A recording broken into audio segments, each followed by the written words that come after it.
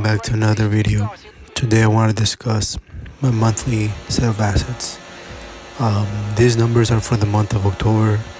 I'll do it for November. In a few days I'll be updating it for the month of November, but I want to just try it out.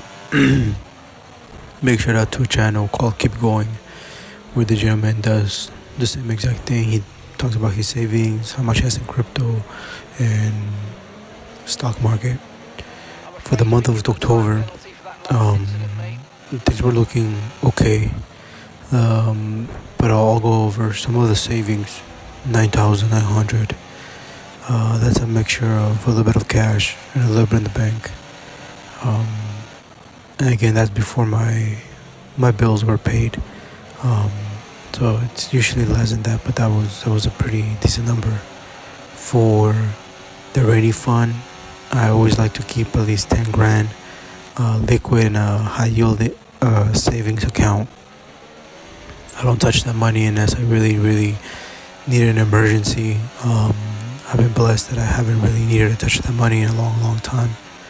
And even though it probably would be best to just be able to invest it, I like to just have something that is extremely liquid. I don't have to wait for Fidelity account to clear the money and then I can send it back to the bank account. So the Roth, as I mentioned before, back in October is a little bit higher. It took a dip late mid-November, but at the time it was $25,545 with 93 cents. And then the taxable account was 19,323. So it was a little bit higher, but it is what it is. And then crypto, back in October I had about 4,645, and that thing is half of what it used to be, with all of the news from the president and everything going on. It's pretty low. So it was a whopping 69,422.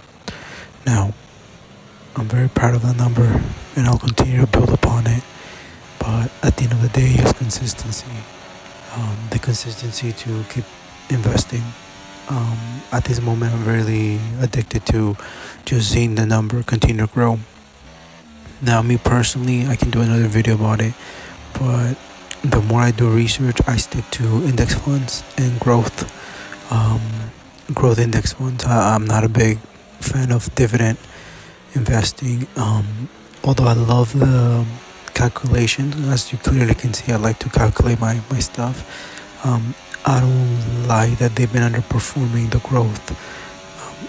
I keep hearing that a lot of people take their money and then they flip it to a dividend index funds type of style in their later years. I don't know, for me, I think I can do the math on what 4% is. At 4 or 5%, obviously things are getting more expensive. But for now, that's what I'm tracking my monthly assets. Just a little bit of crypto, the stock market, the rainy fund should never change, should always stay at 10 grand. It used to be 3 to 6 months of expenses, and my expenses are probably around 11 grand a month, which is stupid high.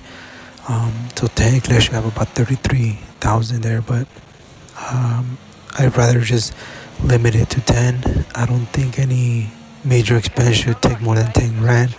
And if it does, then I can just, sell some stock and put it back into my account. But for now, that's the breakdown for the month of October. And we're at 60 something $1,000. Not bad. It was 69. So we're gonna be making the month of November very soon, and I suspect that number is gonna come down just because the stock market was down.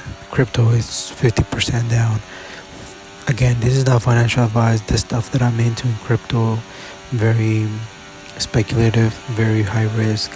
I'm barely starting to again make smarter decisions with money, and looking at Bitcoin as a safe store of value, not as a flip.